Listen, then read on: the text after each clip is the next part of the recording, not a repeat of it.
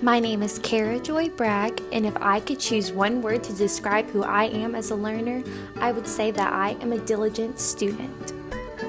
My education began in Newnan, Georgia, where I'm from, and I attended Newnan Crossing Elementary School. Right there is where my journey to diligence began.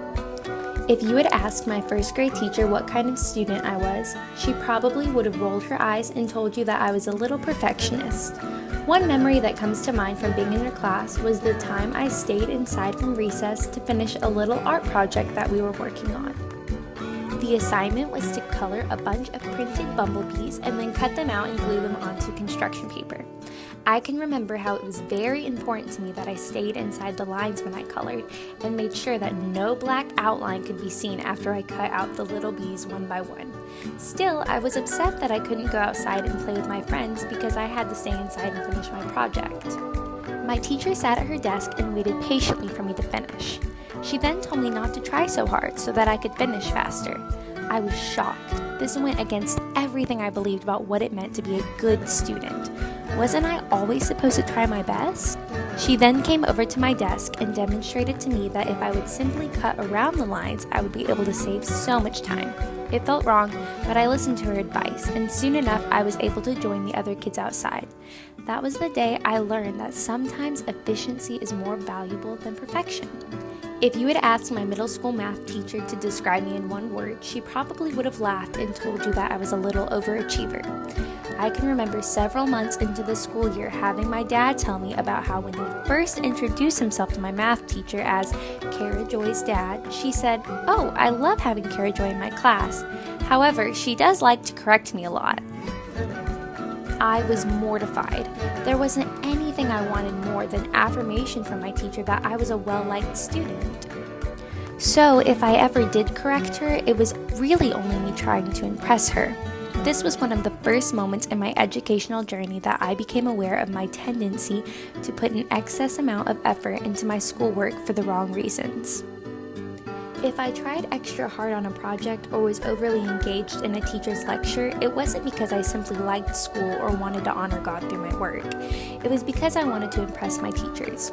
I was insecure in my own abilities, and I relied on my grades and approval from my teachers to make me feel special. It took a while for me to overcome this tendency, and it is something that I still struggle with today. But over time, I would slowly come to understand that it is important to work diligently for the right reasons, because being successful is extremely unfulfilling otherwise. I think this realization was important for me to have because now I will know how to look out for this tendency in my future students, and I will be able to help them work through it.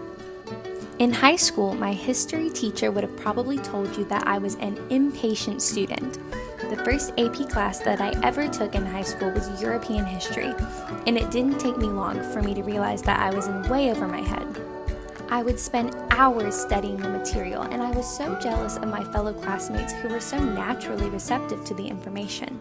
I didn't think it was fair that I had to try so much harder than my peers in order to be successful in the class.